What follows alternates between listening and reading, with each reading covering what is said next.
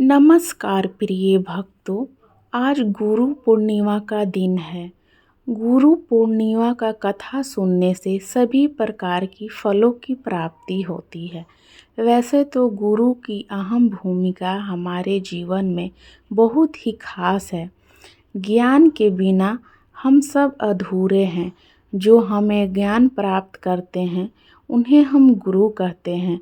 अंधकार से रोशनी दिखाने वाले हमारे गुरु, उन्हें सत सत नमन है।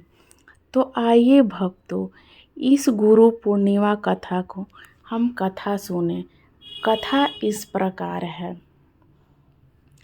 प्राचीन कथा के अनुसार महर्षि वेदव्यास जी को भगवान विष्णु का ही अंश माना जाता है।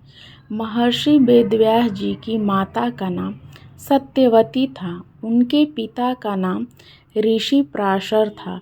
महर्षि वेदव्यास जी को बचपन से ही आध्यात्म में बहुत रुचि थी।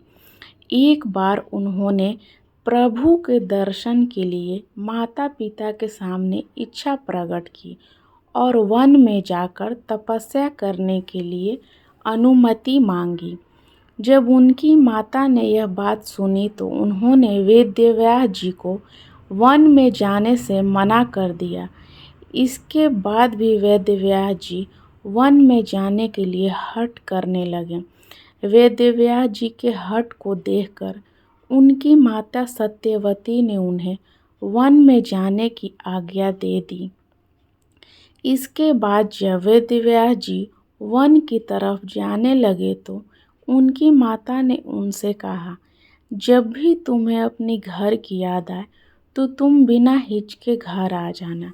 माता के इन वचनों को सुनने के बाद वेदव्यास जी दोबारा से वन की ओर चल दिए। वन में पहुंचकर वेदव्यास जी कठोर तपस्या करने लगे। निरंतर भगवान का ध्यान लगाने और कठोर तपस्या की वजह से महर्षि वेदव्यास जी संस्कृत भाषा का ज्ञान हो गया।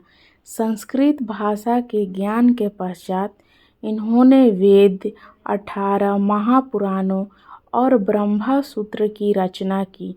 आज के लोगों को वेदों का ज्ञान श्रेय महर्षि वेदव्यास जी की किया जाता है।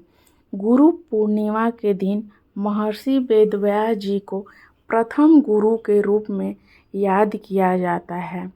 महर्षि वेदव्यास जी को अमर रहने का वरदान प्राप्त है और ऐसा माना जाता है कि आज भी वेदव्यास जी किसी न किसी रूप में हम सबके बीच उपस्थित हैं।